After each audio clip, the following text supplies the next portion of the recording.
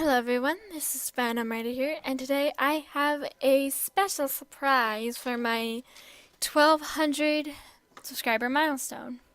So, a little backstory on this one. You guys know that at least you probably do know, I'm obsessed with Benedict Cumberbatch to the point that I decided to actually check out one of his shows, Sherlock. And after watching the first two episodes, I can conclude that I love it. And it's so good, and I really do like it. It's a very good show, but obviously the main reason I like it is the character Sherlock. And I ended up deciding, hey, why don't I make a Sherlock X Reader story?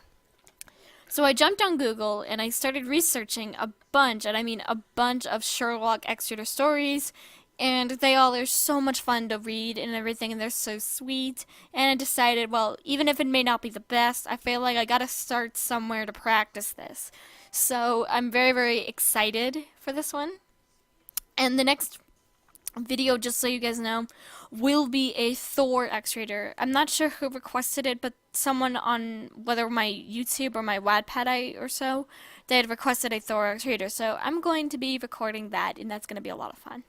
Anyway, guys, I should warn you that there's going to be a flashback in the very beginning, so prepare for some exposition. Let's get started. Sherlock and John stepped into the bar, and the scent of smoke and beer wafted through the air. What are we doing here, Sherlock? We've been working so hard, and I think we both earned ourselves a drink. Besides, we're taking a cab home, so there's no need to worry. John rolled his eyes as they both looked first and took a seat in a booth. They simply asked for 2 bottles of beer, and the waitress came back to give them the drinks. As she was doing so, she looked John in the eye, and a smile grew on her face. John? John Watson? John and Sherlock looked up at you with confusion. Yes, it's me, your name Watson, your cousin. Your name? John said with a smile. He stood from his seat and gave you a hug. It's been far too long, he said. You then looked over at Sherlock, who looked away bashfully. Are you Sherlock Holmes? Yes, I am. John, you never told me you knew possibly the best detective in all of London. How do you two know each other? John chuckled at your excitement to meet him. It's a long story. Well, I'm all ears if you both want to tell. And that's the end of the flashback. You walked up to Sherlock and John's flat with an overnight bag packed, and you knocked on the door. Sherlock opened the door, and you didn't even get a syllable out before he began his deduction. Your name. I can see that you're staying overnight. The bag being obvious, and plus you smell as if you haven't showered today. Normally whenever you shower you smell of lavender, and since you don't, you likely plan on using our shower. Plus you're not wearing makeup like you usually do whenever you come over, likely because you'd have to take it off anyway. You both looked at each other for a few seconds and you spoke. Are you finished? For now, yes. You smiled and stepped inside. You set the bag down on the couch and began looking for something in it. John walked in and noticed that you were practically dumping out your bag to find something. Your name. Are you looking for something? Yes, I thought I packed an extra pillow. Why would you need an extra pillow? Sherlock asked with a confused look on his face. Because I like to hold something when I sleep. I think I have a spare pillow in the closet. John said as he retreated to his room to look. Sherlock looked back at you and smirked evilly.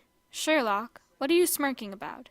You said as you looked at him with suspicion. He chuckled darkly. So, you like to cuddle? Maybe. What do you care? I just find it interesting is all. You grew confused. Sorry. Why the heck would Sherlock, of all people, give a damn if you cuddle with a pillow at night or what? But you didn't get much time to think about that since as John came back with a pillow. And now for a time skip. You always read a book before bed, mainly because it makes your brain more tired and sleep becomes that much better in your opinion. You were reading a book and you heard some footsteps that snapped you out of your reading trance. Looked up from your book and saw that Sherlock was standing in front of you. Sherlock, are you alright? What are you doing up at this hour? I would ask you the same thing, but seeing the book in your hand, you are likely reading to fall asleep faster. But by the slight darkness under your eyes, you are having trouble with that. You sighed, halfly because you were tired, and the other half is because you were too invested in your book to be in the mood for Sherlock's deductions. Sherlock, I actually wouldn't mind going to sleep. So whatever you want, please make it quick. You sealed your point with a yawn. Sherlock chuckled and sat next to you. I wanted to try an experiment, if you will. Will it keep me up for the rest of the night? Not as far as I can see. You sighed. Sherlock may be difficult, but he was far too adorable to say no to. Hence none of the many reasons you fell in love with him. He cleared your throat, and Sherlock spoke in a hushed tone. I need you to relax. You're far too tense for this to work. Confusion danced across your head, but you followed along. You closed your eyes and relaxed your body. And within a moment, Sherlock locked his arms around your waist and pulled you into his chest while he laid back. He froze. The Sherlock scent of coffee and cologne was all you could smell, and his soft hands rubbed your waist gently. Sherlock, are you sick or something? What makes you think I'm sick? Because the Sherlock I know would never cuddle with anyone. Sherlock chuckled slowly and kissed the top of your head. It may not show to anyone, but I do have feelings. Specifically for you. You looked up at him with utter shock in your eyes. Really? You thought Sherlock would say something in response, but he just kissed you on the lips. Sherlock surprisingly kissed you very gently and hesitantly, almost as if he was afraid you'd pull away. But instead, you put your hands on his chest and kissed back. After some time, Sherlock pulled away. He smiled and kissed your cheek. I love you, Sherlock. I never took you for a cuddler, though. Well, I like to believe I'm much better than a pillow. You giggled. Yes. Yes, you are, Shirley. You said as you kissed the tip of his nose. Your favorite detective really was the best cuddler. The end.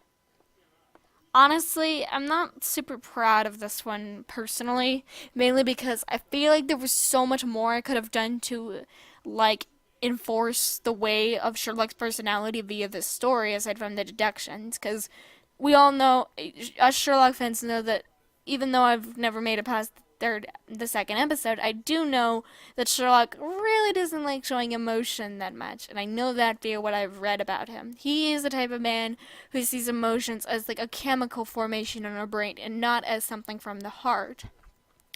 And I feel like I could have enforced more of his emotion into this moment instead of just him simply saying, oh, I like you. But irregardless, I do intend on doing a little bit better with this next story, which I haven't decided exactly what it's going to be about, but I do have a decent idea prepared for it. But as always, the next video will be a Thorax reader, which I'm very, very excited for, because this one is also one that I feel is super cute and everything, and I feel very proud of it. But anyway, guys, that is next video, and as always, this is Venom Raider, and I'll be seeing you all very soon. Bye-bye!